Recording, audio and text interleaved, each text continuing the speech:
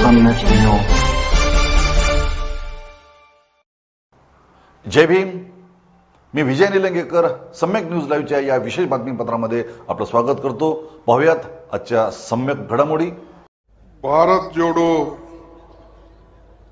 यात्रा के निमित्त आज बहुत बड़ा जनसभा जहां पर आयोजित किया गया है, इसमें इस कार्यक्रम के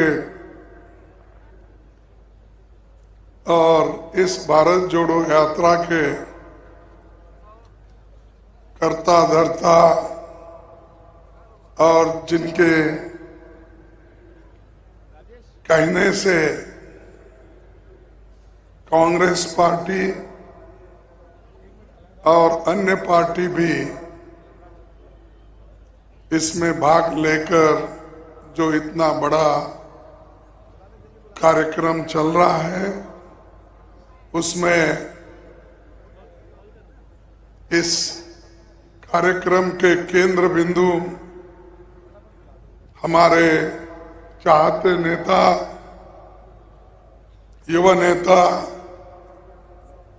और अपने बात पे खड़े होकर हमेशा डट के लड़ते हैं, किसी चीज से घबराते नहीं, उसूल से दूर होते नहीं, ऐसे नेता श्री राहुल गांधी जी और पीसीसी के अध्यक्ष अभी आपके सामने आपसे संबोधित किया, नाना पटोले जी, सीएलपी नेता बाला साहेब थोरात जी, अशोक चौहान जी, एचके पाटिल जी, दिग्विजय सिंह जी, जयराम रमेश जी, रजनी पाटिल जी, सुप्रिया सुले जी, जयंत पाटिल जी, भाई जगताप जी और अनेक नेता इस भारत जोड़ो यात्रा में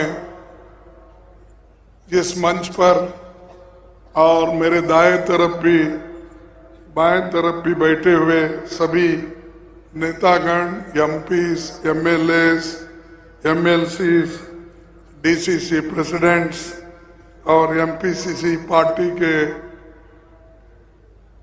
सभी ऑफिस बेयरर्स और वर्किंग कमेटी के अध्यक्ष श्री नसीम खान साहब और दूसरे भी वर्किंग कमेटी के मेरे सभी भाई और यहाँ पर जमा हुए मेरे भाइयों और बहनों, युवाओं, माध्यम के मेरे मित्रों,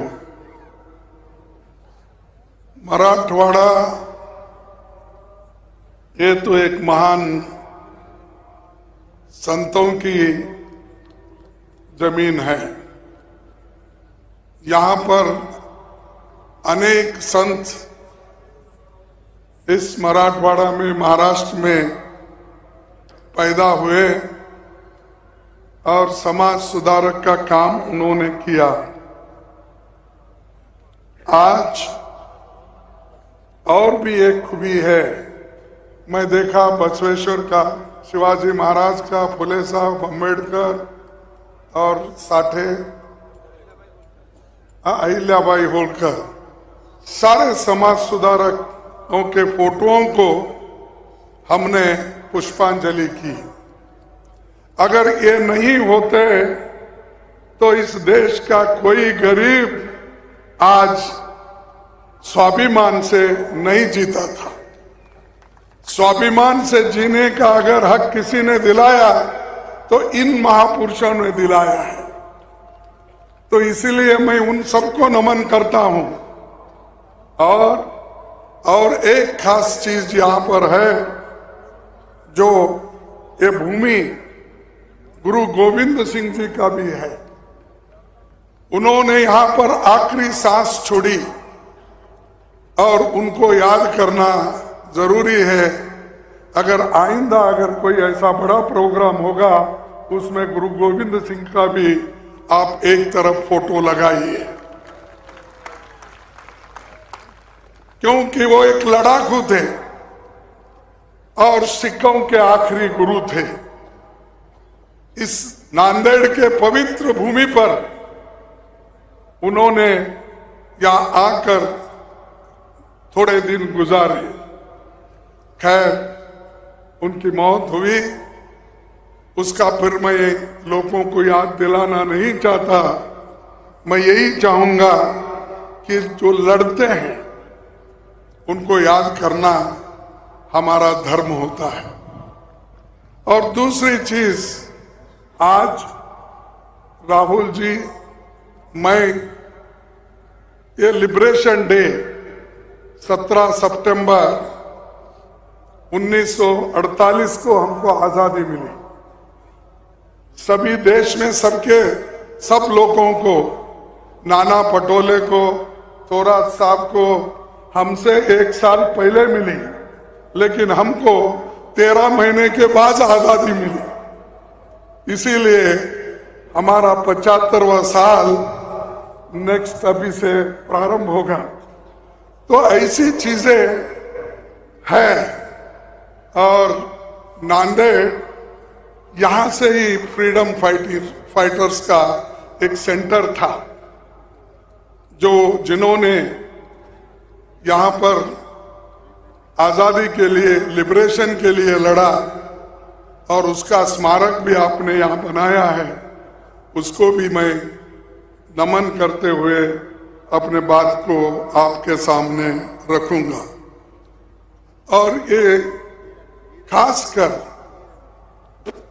भारत जोड़ो यात्रा क्यों राहुल जी हाथ में लिए? क्योंकि देश में इतनी नफरत फैल रही है और इतना हर जगह झगड़े, हर जगह धर्म में झगड़े, जातियों में झगड़े। और इस देश की संस्कृति को, जो पंडित जवाहरलाल नेहरू जी कहते थे, यूनिटी इन डाइवर्सिटी, अरे विविधता में ही एकता है।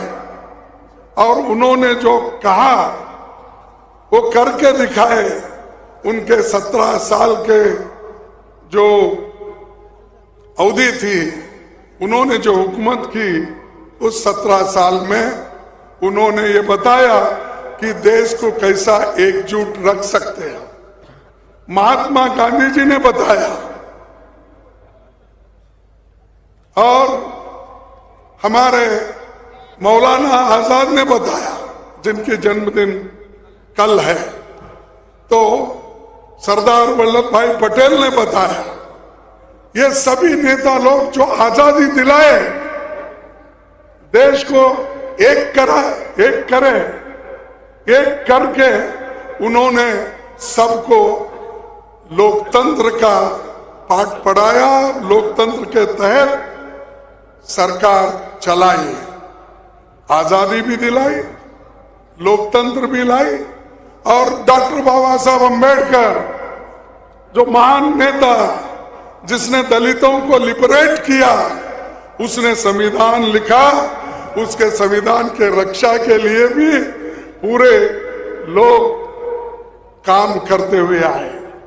और आज संविधान खतरे में है, लोकतंत्र खतरे में है और युवाओं को कोई नौकरी नहीं।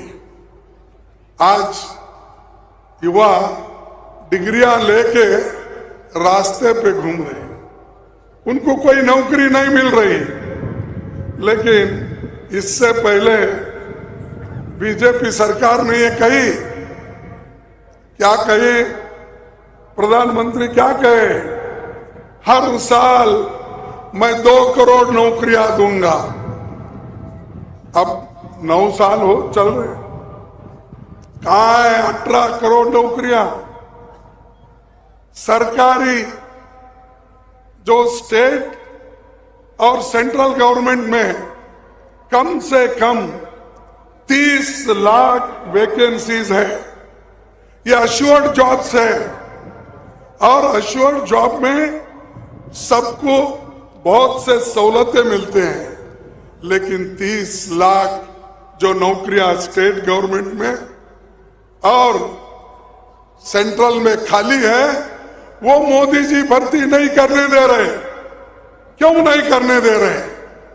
और परसों मैं टीवी में देखा, पेपर में भी पढ़ा, उसमें क्या था कि उन्होंने 75,000 लोगों को अपॉइंटमेंट्स के, सब अपॉइंटमेंट्स के ये लेटर दे रहे थे। अरे देश में तो 30 लाख नौकरियां खाली है, आप 75,000 वो भी सरकारी नौकरी देकर मैंने इतने नौकरियां दिया, ये कह रहे हो? क्या बात है? आपके 18 करोड़ तो अलग, लेकिन सरकारी नौकरी भी नहीं दे रहे। क्या आप ऐसे लोगों से अपेक्षा कर सकते हैं देश के युवाओं को वो मदद करेंगे? क्या ये आप अपेक्षा कर सकते हैं ये देश को एकजुट रखेंगे? या नहीं, युवाओं को दिशा भूल कर रहे हैं। इसीलिए राहुल गांधी जी चाहते हैं कि नौजवानों को, युवकों को नौकरी मिले। आज कीमतें बढ़ रही हैं दिन पे दिन। पहले तो मोदी जी बोले, बीजेपी वाले बोले कि भाई मुफ्त में सिलेंडर देंगे, फिर बाद में 400 रुपए की सिलेंडर अब कितनी हो गई? 1100 रुपए। फिर भी चंद लोग मोदी मोदी बोलते, मुझे समझ में नहीं आ रहा। और वो 70 साल में कांग्रेस ने क्या किया, ये बात हमेशा आप सुने होंगे। ये जुमले 9 साल से वो बोलते ही रहते हैं, लेकिन इधर इधर थोड़ा बंद करें, क्योंकि वो कुछ नहीं कर सके। क्या एक डैम नहीं बन सके?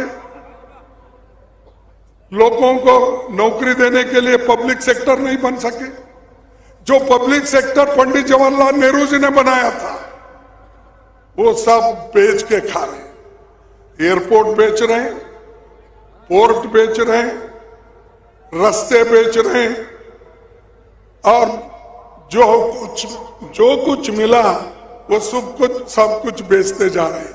हम जो कुछ कमाया था ये सब घुमा रहे हैं, बेच रहे हैं, और चंद लोगों के हाथ में संपत्ति जा रही है। इस देश में अमीर अमीर बन रहा है, गरीब गरीब बन रहा है। 1% लोगों की संपत्ति इस देश में 22% है, और 50% लोगों की संपत्ति सिर्फ 13% है। आप देखिए। और एक आदमी, जिस आदमी के पास 10-20 करोड़ रुपए थे, वो आज 2 लाख 4 लाख करोड़ का मालिक हो गया। ये कैसा हो रहा है? तो इसलिए हम चाहते हैं इस देश में संविधान के तहत सरकार चले, लोकतंत्र का हिफाजत हो। इसीलिए तो राहुल गांधी जी अब कम से कम 60 दिन से या 58 दिन से जो उनकी पदयात्रा चल रही है, इसलिए चल रही है कि लोग नफरत जो फैला रहे हैं, लोगों में जो लोगों को बांटने की कोशिश कर रहे हैं, उनको जोड़ने की कोशिश राहुल गांधी जी कर रहे हैं। तो इसलिए ये भारत जोड़ो यात्रा महत्व रखती है। कन्याकुमारी से कश्मीर तक वो चलते जा रहे हैं। कई के लिए टीवी में फोटो लाने के लिए नहीं, या पत्रिका में छपने के लिए नहीं, या बीजेपी के लोग अपना फोटो छपाने के लिए काम करते हैं। जैसा कि अभी पटोले ने बताया कि माँ एक तरफ रहती है तो उनकी सूरत फोटो की तरफ, टीवी की तरफ। तो यह सब जुमलेबाजी, फोटोग्राफी करके लोगों को जो दिशाभूल कर रहे हैं उसके लिए हम सोचना चाहिए। क्योंकि अगर बाबा साहब बनाए हुए संविधान को आप नहीं बचा सकेंगे तो आप कहीं के भी नहीं रहेंगे, स्वाभिमान से नहीं जिएंगे। आपको freedom of expression, adult franchise, ये किसने दिया? एक जमाने में चंद लोगों को ही वोटिंग पावर था, ब्रिटिशर के जमाने में। खैर निजाम के जमाने में तो वो भी नहीं था। तो जो लोग वोट देते थे, जिसके पास ज्यादा से ज्यादा जमीन हो, इनकम टैक्स पे हो, ऐसे लोगों को वोटिंग की पावर थी। जब बाबा साहब अम्बेडकर ने संविधान बनाया, पंडित जवाहरलाल नेहरू जी के कहने पर उन्होंने अडल्ट फ्रेंचाइज को लाया। आपके पास पैसे हो या ना हो, आप गरीब हो, अमीर हो, कोई भी हो, सबको बराबरी का हक उन्होंने दिलाया। उसकी हिफाजत के लिए आप लड़ना है, उसके लिए आप काम करना है, किसी और के लिए नहीं। अपने आप को बचाने के लिए या आपको जी तोड़ के काम करना होगा।